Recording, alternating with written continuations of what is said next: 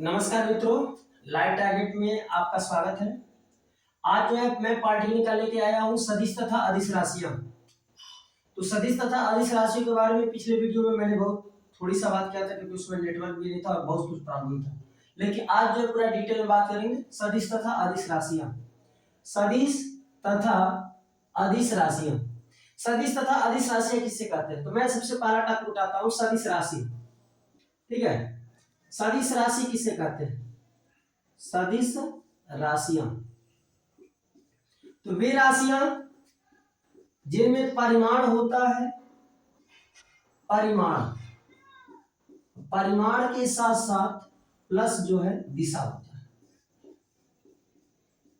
ठीक है, उन्हें सदिश राशियां कहते हैं। अब इसमें बात करें एग्जाम्पल की।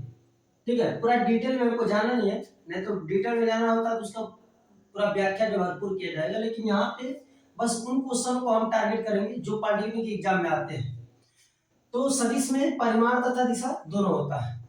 इसके एग्जाम्पल की बात करें, एग्जाम्पल, ठीक है, तो सबसे इनिशियली मतलब प्रारंभिक लेके चलेंगे तो सबसे पहले विस्थापन। विस्थापन क्या है? तो कहेंगे सदिश है। विस्थापन के बाद आगे वेग क्या है? सदिश है। आगे बात करेंगे त्वरण, सदिश है। संवेग जो है सदिश है। इसके बाद आवेग, ये भी सदिश है, आवेग। इसके बाद बल, ये भी सदिश है। बल आघूर्ण, बल आघूर्ण, ये भी आपका सदिश है। तो इन सदिशों के बारे में बात किया गया। ठीक है, ये सब सदिश है। इतना अगर एक और चुंबकीय क्षेत्र, चुंबकीय क्षेत्र, चुंबकीय क्षेत्र क्या है? तो कहेंगे ये भी सदिश है। इतने सदिश है। अगर इतना सदिश आप याद रखते हैं तो पार्टिकल का यदि सदिश छांटने के लिए आता है कि उनमें से कौन सी सदिश राशि है तो एकदम आराम से आप छांट सकते हैं। ठीक है, अब सदिशों के बारे में कुछ और इंपॉर्टेंट बात समझ लेते हैं, जैसे नोट करके।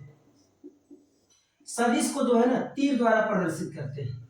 सदिश को, सदिश का निरूपण, सदिश का निरूपण कैसे करते हैं? सदिश, सदिश का निरूपण तो तीर द्वारा करते हैं। जो तीर का ये जो टेल होता है ये परिमाण को व्यक्त करता है, परिमाण। और जो इसका हेड होता है, हेड, ये हेड है। हेड जो है किसको इंडिकेट करता है? दिशा को। तो जो तीर का टेल होता है मतलब तीर की लंबाई कह लीजिए, ये किसको दिखाता है? परिमाण को। जो उसका हेड होता है उसको किसको दिखाता है? दिशा को। ठीक है, ये बात की गई आपको सदिश के बारे में, नॉर्मल सी चीजें। ठीक है, इसमें से तमाम क्वेश्चन भी आते हैं, जैसे इनमें से कौन सा सदिश राशि है, इतना याद कर ले तो घर आपका कार्य चल जाएगा। ठीक, इसके बाद जो है सदिशों के निरूपण से क्वेश्चन भी आता है, जैसे जो है सदिशों को तीर द्वारा निरूपित करते हैं तो उसकी तीर की लंबाई जो किसको प्रदर्शित करती है? तो परिमाण को प्रदर्शित करती है। उसका हेड किसको प्रदर्शित करता है? तो दिशा को प्रदर्शित करता है। चलिए ठीक है, अगले टॉपिक की तरफ बढ़ते हैं। ठीक है, तो आगे यदि बात करें हम लोग तो उस जैसे यहाँ पे सदिश है, पूरा डिटेल में तो जैसे इंटर में सदिश के बारे में बताया है, पूरा उतना डिटेल में हम लोग नहीं जाना है। ठीक है, उतना डिटेल में हम लोग नहीं जाएंगे, लेकिन जो है कुछ जो इंपॉर्टेंट बातें हैं वो तो करना ही पड़ेगा। जैसे शून्य सदिश, एक टॉपिक है शून्य सदिश। शून्य सदिश जो है किसे कहते हैं? शून्य सदिश जो है किसे कहते हैं? शून्य सदिश, तो हम लोग कहेंगे शून्य सदिश क्या होता है? जिसका परिमाण क्या हो? शून्य हो, परिमाण क्या हो? शून्य, तो उसको तो हम लोग शून्य सदिश कहते हैं। ठीक है, और इसकी जो दिशा होती है ये भी ध्यान रखने वाली बात है। शून्य सदिश की दिशा क्या होती है? तो अनिश्चित होती है, ध्यान रखिए, अनिश्चित। शून्य सदिश की दिशा क्या होती है? अनिश्चित। ये दो बात आपको याद रखना है, शून्य सदिश का परिमाण शून्य होता है और उसकी दिशा होती है अनिश्चित। और एक चीज और, जैसे ए सदिश ए, जिसको आप वेक्टर ए पढ़ते हैं, vector A equal to vector B, ये किस प्रकार के सदिश को प्रदर्शित करता है? इसका जवाब है शून्य सदिश को प्रदर्शित करता है। कभी ऐसे क्वेश्चन आ भी जाते हैं, निम्न में से कौन सा शून्य सदिश को प्रदर्शित करता है? तो vector A equal to vector B शून्य सदिश को प्रदर्शित करता है। या इसको ऐसे भी लिखा जाता है, vector A minus vector B equal to 0। इसे भी इंडिकेट किया जाता है, ये भी शून्य सदिश को ही प्रदर्शित करता है। ठीक है, ये शून्य सदिशों का जो है निरूपण है। और शून्य सदिश के बारे में जो है जो क्वेश्चन उठेगा, जो क्वेश्चन पूछेगा वो आपका क्वेश्चन है। ठीक है, चलिए अब बात करते हैं शून्य सदिश के बाद। अब बात कर लेते हैं एकांक सदिश के बारे में। ठीक है, एकांक सदिश के बारे में बात करते हैं। ठीक, तो चलिए बात कर लें एकांक सदिश। आप जो है ऐसे पॉज करके वीडियो को नोट्स अपना बनाया करिए। ठीक है, अब आ गया एकांक सदिश। एकांक सदिश, एकांक सदिश जो है किसे कहते हैं? तो नाम से ही क्लियर है, जिसका परिमाण क्या हो एकांक हो, परिमाण क्या हो एकांक हो, एकांक, उसे हम लोग एकांक सदिश कहते हैं। एकांक सदिश को कैसे निरूपित किया? जैसे हमारे वेक्टर ए है, ए का एकांक सदिश, एकांक सदिश, एकांक सदिश कैसे निरूपित किया जाता है? तो ए के ऊपर जो है, ए के ऊपर ऐसे टैप लगा देते हैं, एकांक सदिश निरूपित किया जाता है। अच्छा, एक चीज और सीख लेते हैं यहाँ पे, ए का परिमाण कैसे निरूपित करते हैं? वेक्टर ए का परिमाण, परिमाण, वेक्टर ए का परिमाण कैसे निरूपित किया जाता है? इसको भी आप सीख लीजिए। आप वेक्टर ए के परिमाण को, जैसे ये तो हुआ वेक्टर ए, ठीक, और इसको ऐसे माड बना देंगे, इसको पढ़ा जाता है वेक्टर ए का परिमाण। तो वेक्टर ए के परिमाण को ऐसे इंडिकेट करिए, या एक और तरीका होता है, आप क्या कर सकते हैं, ए ऐसे लिख रहे हैं ना, थोड़ी सा इसको गाढ़ा कर देंगे, थोड़ी सा गाढ़ा हो जाएगा ना, ये किसको इंडिकेट करता है? वेक्टर ए का परिमाण को इंडिकेट करता है। अब एक क्वेश्चन और है, एकांक सदिश का फार्मूला क्या होता है? ठीक है, तो चलिए बात कर ले। एकांक सदिश वेक्टर ए, एकांक सदिश इक्वल टू कैसे निकलेगा? Vector A upon vector A का परिमाण, वेक्टर ए का परिमाण। अब इसमें एक क्वेश्चन कराएंगे, आपको क्लियर हो जाएगा कि जो है एकांक सदिश को कैसे निकाला जाता है। ठीक है ना, स्क्रीनशॉट लेके या तो वीडियो को पॉज करके आप लोग उतार लिया करिए। ठीक है, नोट्स अपना बना लिया करिए, बहुत तेजी से पढ़ाएंगे। ठीक है, और क्योंकि ज्यादा आपको टाइम तो दे नहीं सकते क्योंकि बहुत सारा टॉपिक है। ठीक है, आगे बात कर ले हम लोग अगले टॉपिक की तरफ। तो अगला टॉपिक है हम लोगों का कि परिमाण, जैसे कोई एक छोटा सा जो है एक एग्जांपल मैं लेता हूं। मान लीजिए कि कोई सदिश है वेक्टर ए इक्वल टू, मान लीजिए 2 या 3i प्लस 4j, 4j, मान लीजिए इस तरीके का एक वेक्टर है, इसका आप निकालना चाहते हैं परिमाण। तो कैसे आप निकालेंगे? हर एक बात को ध्यानपूर्वक देखेंगे तो हर एक पॉइंट आपको समझ में आएगा। वेक्टर ए का जो परिमाण है, ठीक है ना, परिमाण को आप ऐसे इंडिकेट करिए, या तो मैंने बताया कि इसको जो है केवल ए लिखकर और उसको डार्क कर दीजिए, मतलब कि थोड़ी चौड़ा दिखेगा इससे। तो वेक्टर ए का परिमाण इसका तो कैसे निकाला जाता है? ठीक है ना, जो एकांक यहाँ पे x अक्ष की तरफ और y अक्ष की तरफ जो दिख रहा है, इसको इसका जो गुणांक है इसी का वर्ग कर देते हैं। तो 3 का स्क्वायर धन जो है 4 का स्क्वायर, ये आपका हो जाएगा, करनी में 3 तरीके 9 और 4 चौको 16, 16 में कितना हो जाएगा 25, और 25 का वर्गमूल निकालेंगे तो आपका हो जाएगा 5 गुणे 5, बड़ा का बाहर निकलेगा, ये आपका 5, ये आपका आंसर आया वेक्टर ए का परिमाण ज्ञात करने के लिए। ये क्वेश्चन है फलाना, इसलिए का परिमाण, का परिमाण, परिमाण ज्ञात कीजिए, ये हो गया परिमाण। अब इसमें ये भी चीज पूछ सकता है, परिमाण ज्ञात कीजिए तथा एकांक सदिश बताइए, तथा एकांक सदिश। अगर मान लीजिए इसका परिमाण तो निकालना है तो ठीक है, परिमाण आपका होगा, लेकिन यदि एकांक सदिश निकालना हो, परिमाण ज्ञात कीजिए, परिमाण ज्ञात कीजिए तथा एकांक सदिश ज्ञात कीजिए, एकांक सदिश, एकांक सदिश ज्ञात कीजिए। तो एकांक सदिश कैसे ज्ञात किया जाएगा आपको पता रहना चाहिए। एकांक सदिश जो है आपका, जैसे आपको समझाया गया, एकांक सदिश ऐसे लिखा जाता है, एकांक सदिश बराबर vector A upon vector A का परिमाण। वेक्टर ए का परिमाण कैसे लिखेंगे? ऐसे लिखकर और इसे माड लगा देंगे, वेक्टर ए का परिमाण हो जाएगा। तो यहाँ पे हो गया वेक्टर ए की वैल्यू कितना है, तो लिखेंगे 3i 3i प्लस क्या है 4j ऐसे अपन आपका परिमाण इसका कितना है 5, ऐसे लिख देंगे, इसको लिख दें 3/5i, ऐसे कैप लगा दीजिएगा सबके ऊपर, ठीक है ना। अब प्लस जो है 4/5 और ये ऐसे j, तो ऐसे एक अंक सदिश निकाला जाता है। तो मैंने आपको एक अंक सदिश पर आधारित जो एक न्यूमेरिकल बताया, इसी प्रकार का जो भी होगा उसको आप करेंगे, ठीक है। चलिए अगले टॉपिक की तरफ बढ़ते हैं। अगला टॉपिक हम लोग का क्या है,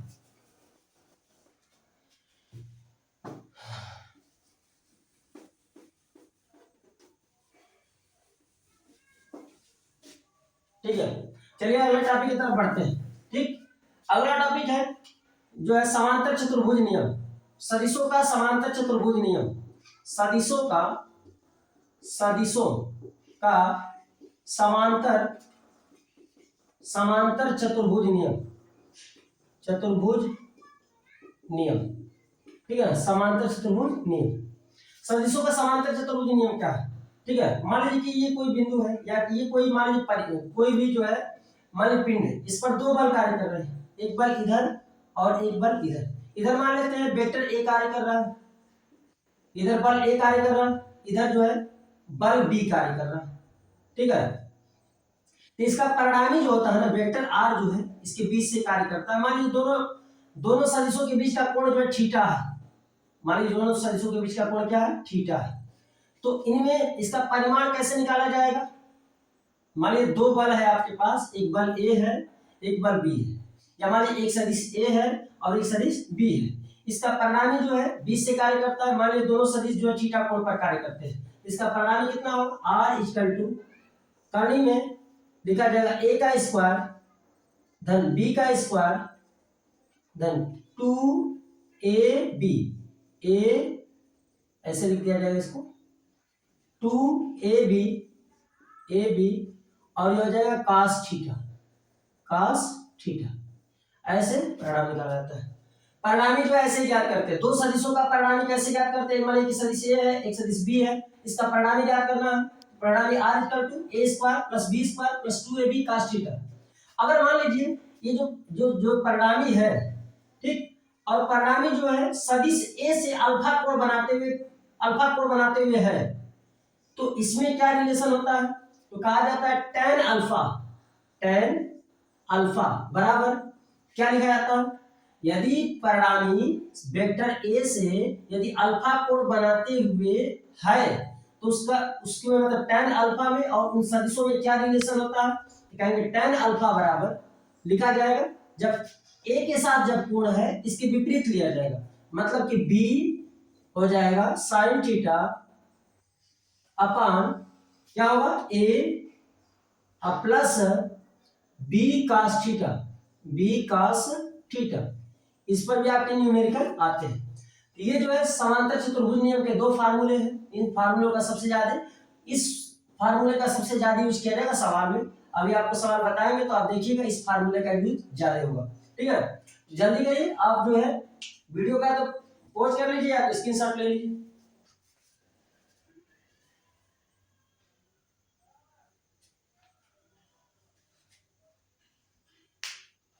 चलिए अगला टॉपिक की तरफ बढ़ते हैं, ठीक है।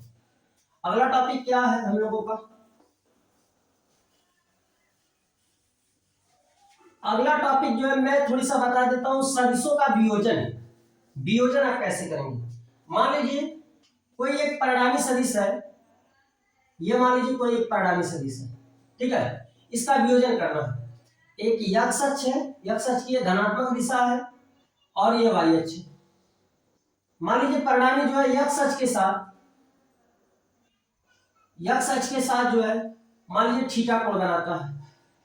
ये परिणामी जो है मान लीजिए आपका a है, a ही मान लीजिए, या r से भी इंडिकेट आप कर सकते हैं।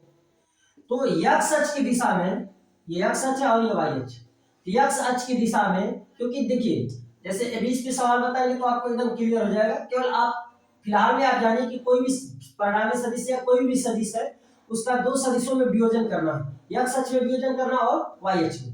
x अक्ष के साथ क्या होगा तो कहेंगे a और ये हो जाएगा cos थीटा, और ये हो जाएगा आपका ए, अगर मान लीजिए इधर का कोण जो है अल्फा है, ठीक है, इसको लिखा जाएगा ए, यहाँ पर तो मान लीजिए कि ठीक है, तो ये इसका वियोजन इधर क्या जाएगा ए, और ये हो जाएगा आपका साइन थीटा।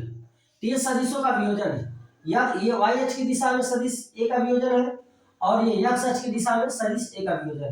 अब इस पे जैसे एक सवाल करेंगे ना तो आपको क्लियर होगा, ठीक है। तो चलिए इस पर एक सवाल कर लेते हैं, ठीक है, इस पर एक सवाल कर लेते हैं। एक सवाल है छोटा सा, क्वेश्चन मैं लिख देता हूँ इस पे, जैसे मैंने अगले वीडियो में भी उस सवाल में जिक्र किया था, लेकिन एक बार दोबारा जिक्र कर देता हूँ। जैसे मान लीजिए एक व्यक्ति 60 अंश के कोण पर उत्तर पूर्व में 20 मीटर चलता है। एक व्यक्ति 60 अंश के कोण पर उत्तर पूर्व दिशा में 60 मीटर नहीं, उत्तर पूर्व दिशा में 20 मीटर चलता है, 20 मीटर चलता है। तो क्वेश्चन है आपका, तो पूरब की ओर उसने कितनी दूरी तय की? तो पूरब की ओर उसने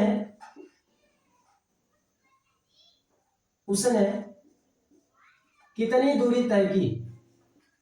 कितनी दूरी तय की? एक क्वेश्चन है, ठीक है। इस क्वेश्चन को किया जाएगा, ठीक है। आप देखिए इसको, तो ये एक सवाल था आपका, ठीक है। इस पे हम फोकस करते हैं।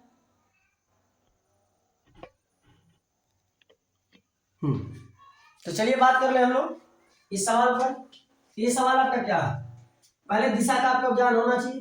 दिशा आपका ये आपका उत्तर है, ये आपका पूरब है, सॉरी मिस्टर उत्तर, ये आपका दक्षिण हो जाएगा, इधर आपका पूरब और इधर आपका पश्चिम, ऐसे होगा। व्यक्ति किधर चल रहा है? उत्तर पूरब चल रहा है, लेकिन कितना कोण पे चल रहा है? 60 अंश पर, 60 अंश लिख देंगे। कितना चल रहा है? तो कहेंगे 20 मीटर। कितना चल रहा है? 20 मीटर, यहाँ पे लिख देंगे 20 मीटर, 20 मीटर चल रहा है। वो कह रहे हैं कि पूरब दिशा में कितना, क्योंकि उत्तर पूरब चलेगा तो कुछ हिस्सा इसका उत्तर में जाएगा और कुछ हिस्सा इसका पूरब में जाएगा। तो बस ये पूछ रहा है कि पूरब की तरफ कितना जाएगा, ठीक है ना। इसका हम बताए, अभी वियोजन बताए हैं। वियोजन देखिए, अब ये पूरब दिशा में कितना चल रहा है, तो कहेंगे a cos थीटा। a का मतलब ये है, ये आपका a बराबर ये चीज है, ठीक है ना। तो कहा जाएगा पूरब में चली गई दूरी, पूरब में चली गई दूरी बराबर क्या हो जाएगा? तो कहेंगे 60 कहेंगे इसको 20, और ये हो जाएगा आपका cos थीटा। तो cos और थीटा की वैल्यू कितनी है? 60, तो 20 हो गया, और cos 60 इसकी वैल्यू 1/2, कटाएंगे आपका 10 मीटर आएगा। तो मतलब पूरब की तरफ कितना चला उसने? 10 मीटर चला। ये 45 अंश पर भी पूछ सकता है, 30 अंश पर भी पूछ सकता है। इस सवाल को आप जो है ध्यान में रखेंगे, क्योंकि जो है इनकी बहुत खास जरूरत पड़ती है पेपर में। ये मैंने वियोजन पर आधारित जो है एक सवाल बताया, ठीक है ना। कुछ क्वेश्चन जो है मैं लेके चलता हूँ, क्योंकि नियम आपका पूर्ण समाप्त हो गया, क्योंकि आपके पॉलिटेक्निक जो बेस है उसमें बस नियम इतना ही है। अगर इतना नियम जानेंगे तो आपका हर एक सवाल आपका लग जाएगा। तो कुछ बढ़िया सवाल उठाते हैं, इसके बारे में समझेंगे, ठीक है। जैसे मैं यहाँ पे एक क्वेश्चन लिखता हूं, ध्यान समझिएगा। क्वेश्चन है, दो बलों P तथा Q के परिणामी P है। लिखा जाएगा दो बलों P तथा Q का परिणामी P है। परिणामी जो है P है। यदि P को दुगुना कर दिया जाए, यदि P को 2 गुना कर दिया जाए, दिया जाए तो परिणामी Q के साथ कितने डिग्री का कोण बनाएगा? परिणामी Q के साथ कितने डिग्री का कोण बनाएगा? ठीक है, तो चलिए इसका विकल्प भी मैं लिख देता हूं आपके सामने। है आपका 90 अंश, 60 अंश, 45 और 0। 90 अंश, 60 अंश, तीसरा 45 अंश और चौथा है 0 अंश। इसको हम लोग को सीखना है। ठीक है, ये सवाल है। ठीक है, चलिए एक छोटा सवाल है बहुत। दो बल P तथा Q का परिणामी P है। चलिए पहले परिणामी लिखते हैं। R इक्वल टू, R का मतलब परिणामी है। ठीक, परिणामी कह रहा है कितना P है, तो R की जगह पे क्या हो जाएगा P। पहले एक बार सूत्र लिख देते हैं। ये हो जाएगा, आपको सूत्र बताया, A का स्क्वायर धन B का स्क्वायर धन 2AB cos थीटा। ये फार्मूला आपको बताया परिणामी का। परिणामी कह रहा है कि क्या है, दो बल है P तथा Q। तो A की जगह पे P हो जाएगा और B की जगह पे आप Q लिख दीजिए। अब परिणामी क्या है, P है, तो P लिख दीजिए। तो P बराबर क्या होगा, तो कहेंगे क्या, तो कहेंगे P का स्क्वायर धन Q का स्क्वायर धन जो है आपका हो जाएगा 2PQ और ये हो जाएगा cos थीटा। ठीक है, अब इसमें जो है आप इसको क्या करिए कि या तो इसको ऐसे छोड़ दीजिए, या तो जो है आप दोनों पक्षों का वर्ग कर दीजिए। सीधे सीधे दोनों पक्षों का वर्ग करेंगे तो ये क्या हो जाएगा, P का स्क्वायर हो जाएगा और इसका वर्ग करेंगे तो करनी हट जाएगी। तो ये हो जाएगा P का स्क्वायर धन Q का स्क्वायर धन 2PQ cos थीटा। ऐसे होगा। P के स्क्वायर से P का स्क्वायर आपका कैंसिल हो जाएगा, तो क्या बचेगा, इधर क्या बचा, 0 बचा। सॉरी, हाँ ठीक है, 0 बचा। P का स्क्वायर इधर रहेगा, P square minus P square, तो आपका 0 हो जाएगा। अब क्या बचा यहाँ पे, तो कहेंगे इसको इधर पूरा लेते आते हैं या इसमें से Q कॉमन कर लेते हैं। ठीक है, तो एक बार लिख लेते हैं Q का स्क्वायर धन 2PQ और ये हो जाएगा cos थीटा इसका तो कितना हो जाएगा 0। आप इसमें से Q कॉमन करिए, Q कॉमन करेंगे तो क्या बचेगा, Q धन ये हो जाएगा 2P और ये हो जाएगा आपका cos theta equal to 0। Q को उधर लेके जाएंगे, 0 में Q का भाग करेंगे तो आपका वैल्यू हो जाएगी 0। तो हो जाएगा Q plus 2P cos theta equal to हो जाएगा आपका कितना, तो कहेंगे इक्वल टू हो जाएगा 0। ठीक है ना। अभी इसको कर लेते हैं समीकरण नंबर 1। ठीक है, यह आपका हो गया। थोड़ी सा नीचे दिख नहीं रहा, तो थोड़ी सा बात नीचे लेके आते हैं इसको, बार इसको। चलिए,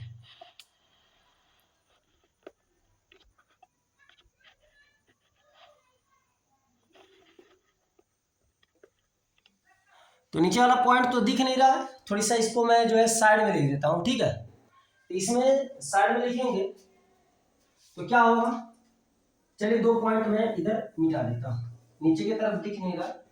तो आगे बात करते हैं, इसको मैं तीर मारता हूं और आगे इसको हल कर देता हूं। यार क्या होगा, Q इसमें से कॉमन होगा, तो Q कॉमन करेंगे तो क्या बचेगा अंदर, तो कहेंगे Q स्क्वायर है, तो Q स्क्वायर इसमें से Q कॉमन करेंगे तो क्या हो जाएगा Q और हो जाएगा Q प्लस ये हो जाएगा 2P और ये हो जाएगा cos थीटा। ठीक है, cos थीटा हो जाएगा। अब बराबर ये आपका क्या है 0। आप इसको चाहेंगे तो Q को उधर करेंगे तो Q plus 2P cos theta इसका टू कितना हो जाएगा 0। चलिए यहां तक तो एक समीकरण मिल गया, ध्यान रखेंगे एक समीकरण आपका मिल गया।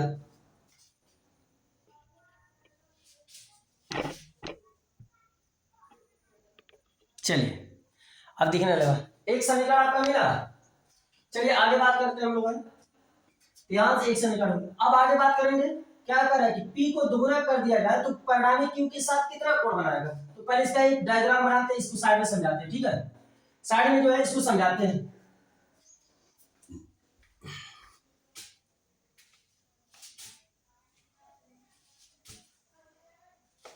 ठीक है, चलिए इसको जो है यहाँ पे आपको डायग्राम बना के इतने में आपको समझाते हैं, समझ में आ जाएगा, ठीक है ना।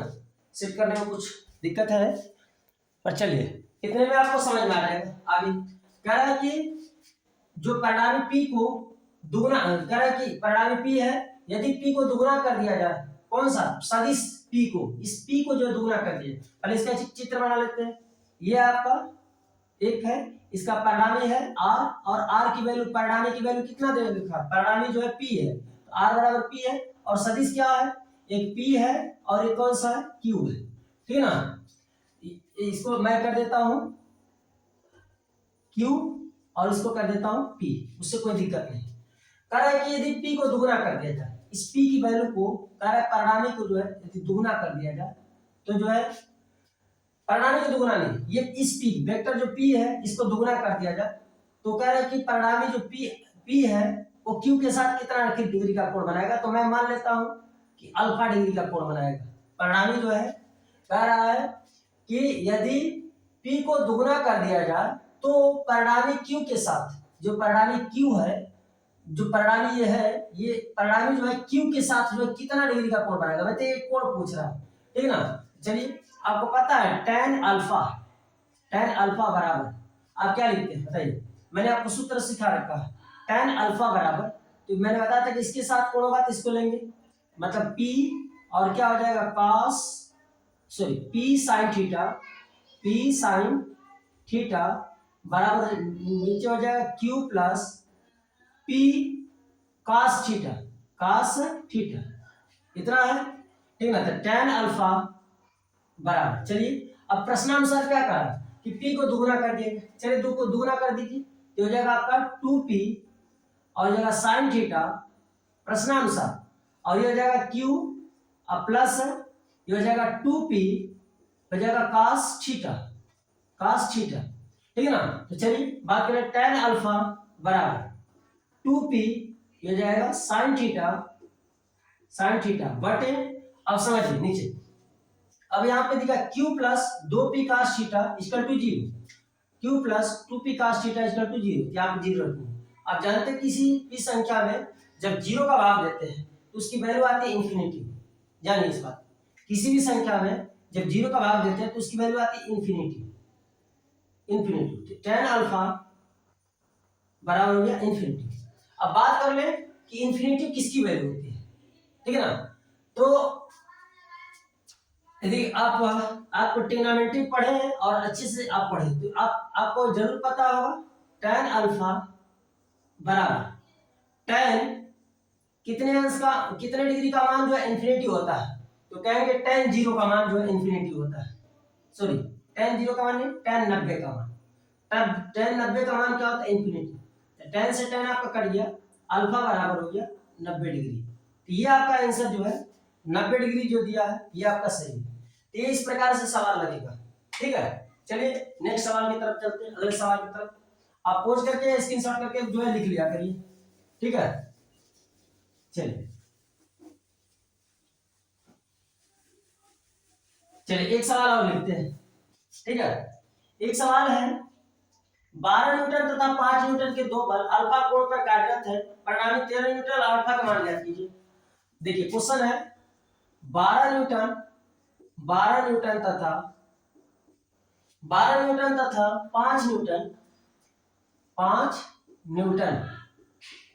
के दो बल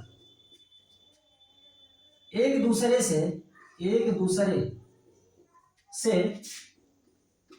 अल्फा कोण पर कार्यरत है यदि उनका परिणामी कितना है, यदि उनका परिणामी 13 न्यूटन है, परिणामी 13 न्यूटन है तो अल्फा का मान ज्ञात कीजिए, मान ज्ञात कीजिए, अल्फा का मान ज्ञात कीजिए, ये सवाल है। तो ये एक आपका जो है फार्मूला बस सीधे से लगाएंगे हम लोग।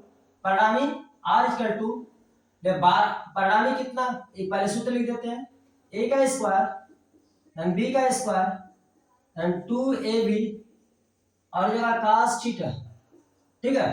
और परिणामी कितना है 13 बराबर ए की वैल्यू कितनी है 12 स्क्वायर, बी की वैल्यू कितनी है 5 प्लस 2ab और ये आपका जो है cos और इसका अल्फा कर देते हैं क्योंकि अल्फा कोड पे कार्यरत है, ठीक है ना।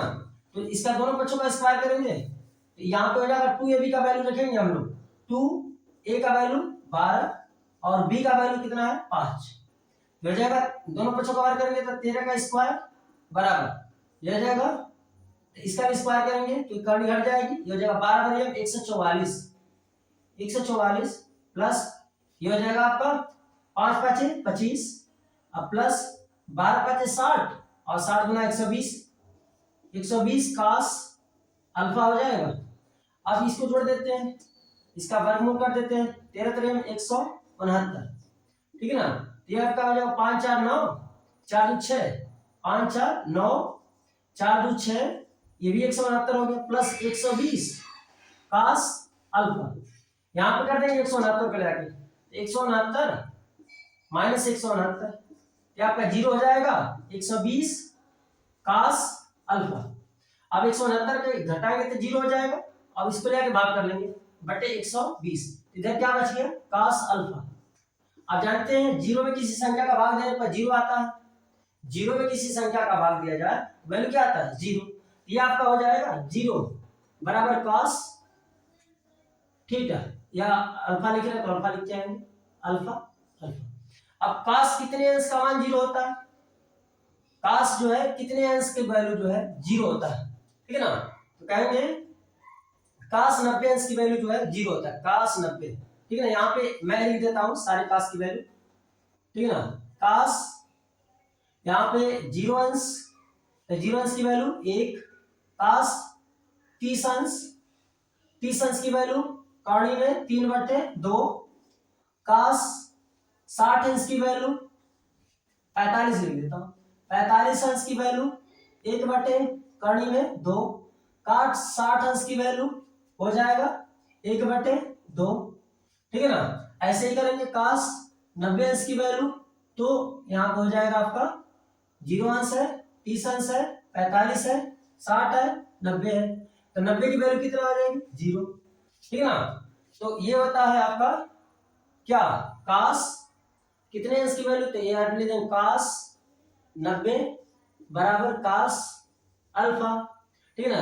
cos से cos कट गया, अल्फा बराबर कितना होगा 90 डिग्री, ठीक है ना। ये आपका आंसर आ गया। इसकी वैल्यू ऐसे तो किताब में जो दे रखा हो पाई में दे रखा हो, ठीक है ना। तो अल्फा बराबर 90 अंश होगा, इसको पाई बाई 180 से गुणा कर देंगे, 9 गुना 18 तो हो जाएगा पाई बाई 2, इसका आंसर आएगा पाई बाई 2। आप 90 दिया तो 90 मारेंगे, पाई बाई 2 दिया तो पाई बाई 2 मारेंगे, ठीक है। चलिए इस सवाल की भी बात कर रही, आप स्क्रीनशॉट लेके या पोस्ट करके वीडियो को आप लिख लिया करिए, ठीक है ना। आगे की तरफ बढ़ते हैं हम, ठीक है। ऐसे देखेंगे तो तमाम क्वेश्चन इसके अंदर आप कर सकते हैं, जो भी आपको प्रॉब्लम हो वो कमेंट बॉक्स में आप दे सकते हैं, उन प्रॉब्लम को सॉल्व किया जाएगा, ठीक है। एकांक सदिश एक क्वेश्चन है, एकांक सदिश का परिणामी क्या होता है, विकल्प है 1 0 अनंत, इनमें से कोई नहीं। तो एकांक सदिश का परिणामी कितना होता है, तो सब लोग जानते हैं एकांक सदिश का परिणामी कितना होता है, तो कहेंगे एकांक सदिश का परिणामी 1 होता है, ठीक है। निम्नलिखित राशियों में से कौन सी सदिश राशि नहीं है, गतिज ऊर्जा, त्वरण, रेखीय संवेग और विस्थापन। तो त्वरण तो सदिश है, विस्थापन भी सदिश है, संवेग भी सदिश है, गतिज ऊर्जा आपका सदिश नहीं है, ठीक है। इसको ध्यान रखेंगे। ऐसे जो है एक तो आप जो है इस तरीके से जैसे सदिश राशि है तो दूरी है, चाल है, वेग है, द्रव्यमान, तो वेग आपका सदिश है, ठीक है। अगला क्वेश्चन की बात करते हैं, दो समान वेक्टरों का परिणामी शून्य है, उनके बीच का कोण क्या होगा।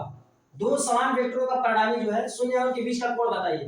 विकल्प है 90, 180, 45 और 0, ठीक है ना।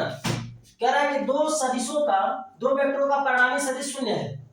क्वेश्चन है, ध्यान सुनिए, दो सदिशों का, दो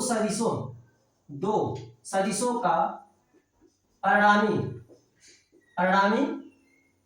और भी दो सदिश कैसे हैं, तो कह रहा है कि दो समान वेक्टरों, दो समान सदिश है, या दो समान वेक्टरों का परिणामी क्या है, शून्य है, तो उनके बीच का कोण होगा, तो उनके बीच का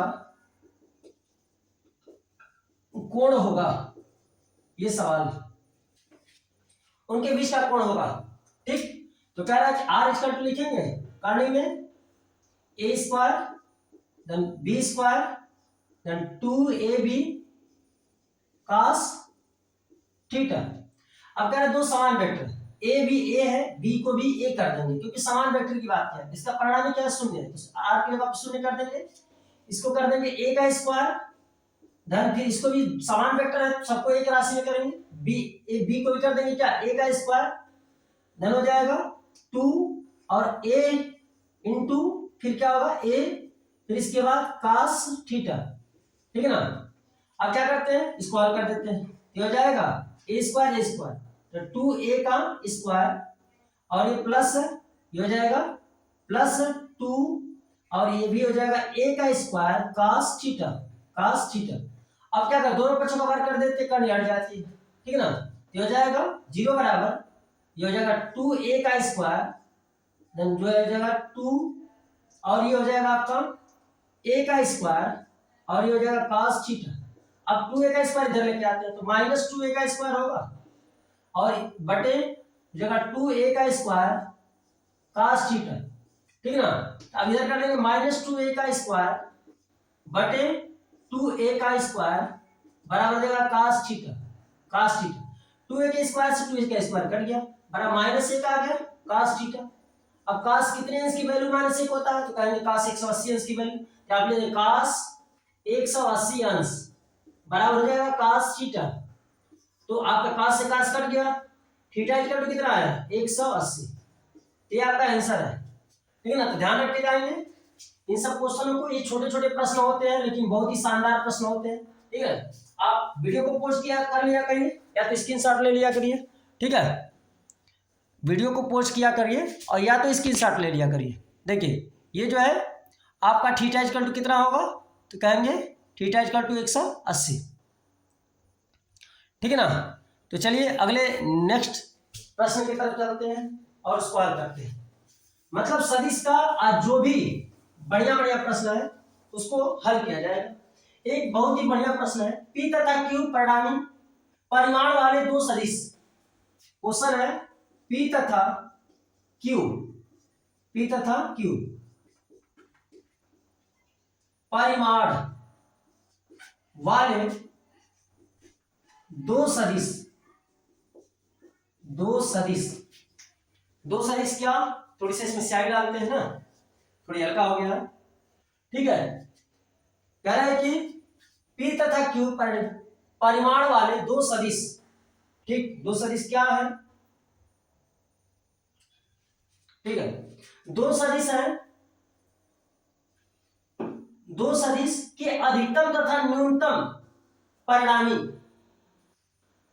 पी तथा क्यू परिमाण वाले दो सदिश के अधिकतम तथा न्यूनतम, पी तथा क्यू परिमाण वाले दो सदिश के अधिकतम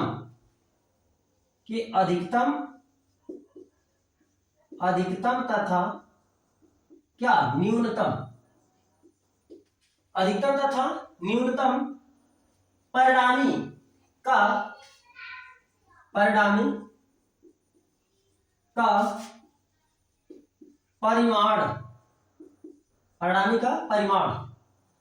का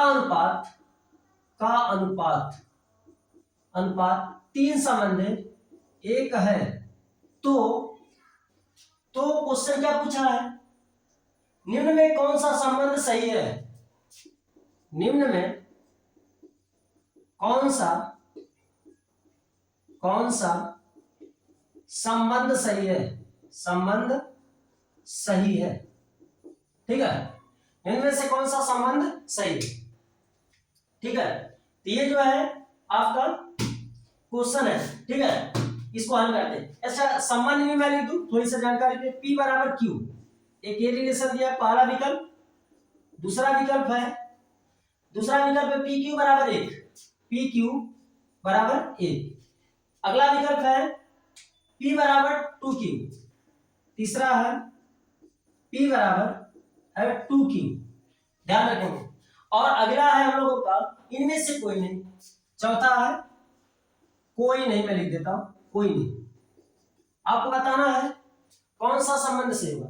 एक जानकारी आपको बता दूं, क्योंकि इससे पहले जितना भी मैंने नियम बताया उसमें नियमों में इस बात का जिक्र नहीं किया, लेकिन मैं सीधे जो है सवाल में ही इस बात का जिक्र कर लेता हूं, ठीक है ना। P तथा Q परिमाण वाले दो सदिश, मतलब एक सदिश है P और एक सदिश है Q, परिमाण वाले परिमाण है इनका, दो सदिश है इनका परिमाण P तथा Q वाले दो सदिशों का अधिकतम तथा न्यूनतम मान। तो P तथा Q का अधिकतम मान और न्यूनतम मान आपको जानना चाहिए। अधिकतम मान के लिए अधिकतम मान और बटे न्यूनतम मान, न्यूनतम मान। तो आप जानिए दो सदिश है, दो सदिश P तथा Q, इसका अधिकतम मान क्या होगा, जब जोड़ेंगे तब मिलेगा, मतलब P प्लस Q। इसका न्यूनतम मान जब घटाएंगे तब मिलेगा, P माइनस Q। बस यही फार्मूला आपको याद रखना। अधिकतम तथा न्यूनतम मान में अनुपात जो है 3 संबंधी का, तो अधिकतम न्यूनतम मान का अनुपात कितना, 3 संबंधी 1 बराबर P तथा Q, तो P प्लस Q बटे P माइनस Q। बस इसको हल किया जाएगा, ठीक है, गुणा करेंगे तो हो जाएगा P प्लस Q बराबर क्या होगा, 3 का गुणा होगा तो हो जाएगा 3P माइनस 3Q, ठीक है। थोड़ी देख लिया जाए क्या आपको दिख रहा है कि नहीं, ये भी तो प्रॉब्लम है। चलिए यहां तक तो दिख रहा है, अब साइड में मैं इसको हल करता हूं, साइड में यहां से देखेंगे आप, ठीक है। अब मैं P को एक साइड लेके आता हूं, P और ये P इधर आएगा तो माइनस 3P बराबर ये इधर माइनस 3Q है और इस Q को उधर लेके जाएंगे तो माइनस Q, ठीक है। तो चलिए बात कर ले, तो ये हो जाएगा माइनस 2P बराबर ये हो जाएगा माइनस 4Q, तो माइनस से माइनस कर दिया, P बराबर कितना हो जाएगा, तो 4Q अपान 2, तो हो जाएगा 2 दूना के 4, तो P बराबर हो जाएगा 2Q। ऐसा कोई विकल्प दिख रहा है आपको, P बराबर 2Q, ये तीसरा विकल्प आपका सही है। तो सवाल को अच्छे से देख लीजिए, ठीक है, सवाल बहुत ही मजेदार सवाल है, पेपर में पूछ सकता है। अच्छा इसी पर रिलेटेड 2 सवाल और बताता हूं, ध्यान समझिएगा, देखिएगा, या तो आप वीडियो को पॉज करके या स्क्रीनशॉट लेके जो आप लिख लिया करिए, ठीक है, क्योंकि भागना तेज है। आज मैं सदिश तथा अदिश का पूरा फाइनल कर दे रहा हूं, ठीक है, और कल मैं लेके आऊंगा गति में पढ़ाऊंगा, तो उसको आप ध्यान से देखेंगे, गति को भी बहुत ही मजेदार तरीके से लेके आएंगे। और उसमें मेरा देखिए अभी फिलहाल में मेरा विचार थोड़ा भी विस्तार करने का नहीं, अगर विस्तार करना होता ना तो सदिश तथा अदिश को मैं पढ़ाता तो 2-3 दिन लेके चला जाता विस्तार करते हुए। हमको बस उन क्वेश्चनों को टारगेट करना है जो आपको पॉलिटेक्निक के पेपर में पूछेगा, बस उसी क्वेश्चन को हम टारगेट करना चाहते हैं, इसीलिए थोड़ी सा हम फास्ट भाग रहे हैं। थोड़ी सा मेरा स्पीड ये नहीं है, मेरा स्पीड और ज्यादा स्लो है, बहुत अच्छे से समझाने का है, लेकिन प्रॉब्लम ये है ना कि समय आपके पास बहुत कम है। और इसमें अगर फिजिक्स की बात करें तो फिजिक्स में कम से कम 20 क्वेश्चन 20 मतलब चैप्टर लेके चलना है। केमिस्ट्री में बात करें तो केमिस्ट्री में भी 20 क्वेश्चन 20 चैप्टर लेके चलना है, तो आपका 40 चैप्टर जो है केवल 3 महीने में कवर करना है, इसलिए थोड़ी सा हम फास्ट चलेंगे, फास्ट रिवीजन कराएंगे। तो आप देखिए, चलिए एक क्वेश्चन मैं और लिखता हूं, बहुत ही मजेदार प्रश्न है, ध्यान समझिएगा, ठीक है। एक क्वेश्चन है कि दो सदिशों का परिणामी न्यूनतम होगा जब उनके बीच का कोण होगा, दो सदिशों का परिणामी क्या होगा,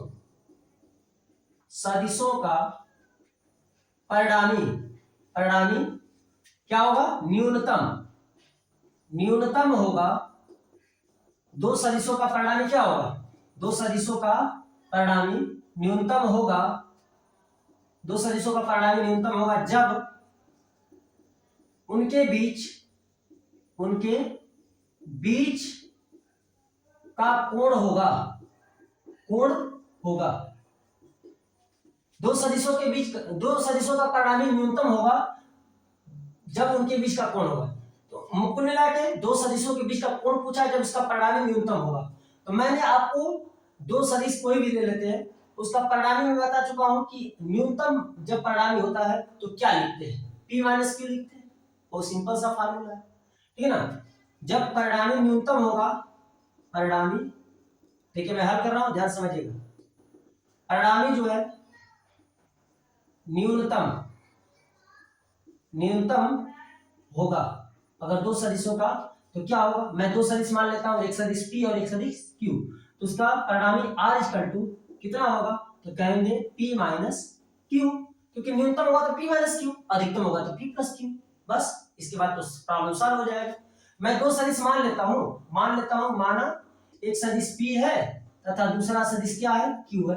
कह रहे कि परिणामी क्या है, न्यूनतम, तो परिणामी को r से इंडिकेट करते हैं। इसका न्यूनतम का मतलब जब न्यूनतम होता है तो मैं पिछले सवाल में बताया हूं कि p माइनस क्यू करते, अधिकतम होगा तो p प्लस क्यू करेंगे, ठीक है ना। अब चलिए इनके बीच का कोण निकालते हैं, तो r इक्वल टू हो जाएगा करनी में p का स्क्वायर धन q का स्क्वायर धन 2pq और ये जाएगा cos थीटा। कुल मिला के बीच का कोण थीटा का वैल्यू पूछा है, ठीक है ना। r का वैल्यू लिखते हैं p minus Q equal to, लिख देंगे यहाँ पे, या तो दो एक बार लिख देते हैं, p का स्क्वायर धन q का स्क्वायर धन 2pq cos theta, cos theta. अब दोनों पक्षों का वर्ग कर देते हैं, दोनों पक्षों का वर्ग करेंगे तो क्या होगा, p माइनस क्यू का ये होल स्क्वायर हो जाएगा, ये जब होल करेंगे तो वर्गकारी हट जाएगी, तो जगह p स्क्वायर धन q स्क्वायर धन 2pq और जगह cos थीटा, cos थीटा। इसको करेंगे p स्क्वायर, p का स्क्वायर a माइनस b का होल स्क्वायर पे तोड़ेंगे, p square plus q square minus 2pq बराबर p square plus q square plus 2pq cos theta, cos theta. अब ध्यान समझेंगे, p स्क्वायर से p स्क्वायर कट गया, q स्क्वायर से q स्क्वायर कट गया, क्या बचा माइनस 2pq बराबर इधर क्या बचा 2pq cos theta, cos theta. चलिए मैं सारी बात कर लेता हूं थोड़ी सा, ठीक है, क्योंकि शायद आपको ना दिखे, थोड़ी सा मैं देख लूं आपको दिख रहा है या नहीं, ठीक है। तो मैं आशा करता हूं कि आपको दिख रहा है, ठीक है। चलिए आगे बात कर ले, एक लाइन और, तो माइनस 2pq और ये माइनस 2, ये 2pq है, 2pq बराबर इधर क्या बचा cos थीटा, cos थीटा। ये क्या कर गया -1 आ गया बराबर cos थीटा। -1 किसकी वैल्यू होती है, -1 जो है किसकी वैल्यू होती है, आप देख के बताइए।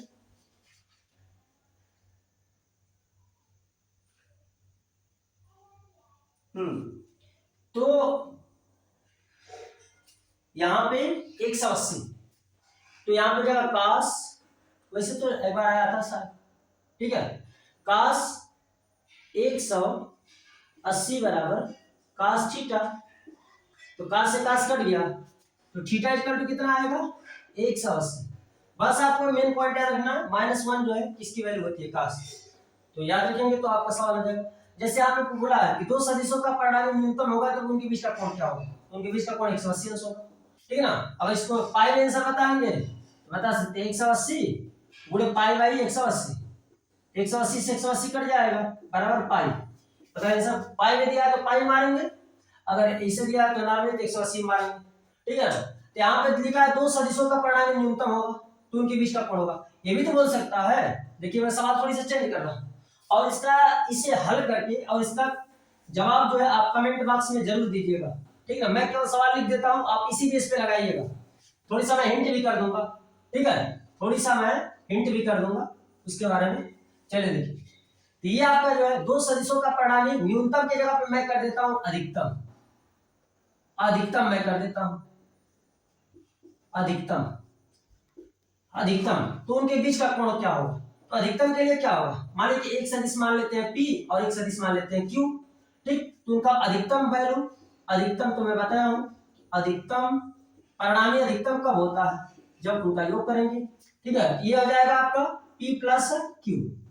ये हो गया परिणामी आर, तो आर की जगह पे पी प्लस क्यू रखिएगा अधिकतम के लिए, और इसके बाद जो है इनके बीच का कोण थीटा की वैल्यू जो है प्राप्त करिएगा, ठीक है ना। आपको फार्मूला बता देते हैं, आर बराबर करनी में पी का स्क्वायर क्यू का स्क्वायर 2pq cos थीटा, और इसमें कुछ करना नहीं है, आर की जगह पे पी प्लस क्यू रखिए और उनके बीच का कोण पता करिए, और पता करके कमेंट बॉक्स में आप जरूर इसका जवाब दीजिएगा कि इसकी वैल्यू कितनी आएगी। तो लाइव टारगेट चैनल से जुड़ने के लिए आपका बहुत बहुत धन्यवाद। आप ज्यादा से ज्यादा जो है इस वीडियो को फैलाइए, बताइए लोगों को इसके बारे में। पढ़ेंगे कि आपका जो एग्जाम जो है बस 2-3 महीने बाद जो होने वाले हैं। तो लाइव टारगेट चैनल से जुड़ने के लिए बहुत बहुत आपका धन्यवाद।